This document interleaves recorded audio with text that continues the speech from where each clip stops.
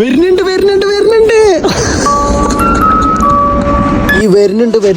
ഇറങ്ങാണ്ട് video ഇട്ടത് എനിക്ക് ഓർമ്മയുള്ളൂ. ആ വീഡിയോ 1-ാം ആകാശം 2-ാം ആകാശം കഴിഞ്ഞ് 7-ാം ആകാശത്ത് എത്തിയതാ. ഞാൻ പിന്നെ ഇതിന്റെ സംഭവം എന്താ വെച്ചാല്, ഞാൻ ഈ ഇവിടെ പോണീന്റെ മുന്നേ എനിക്ക് ഹാരി പോട്ടർ ഫേമസ് എന്നറിയാം, പക്ഷെ ഇത്രമാത്രം ഫേമസ് ആണെന്ന് എനിക്കറിയില്ല.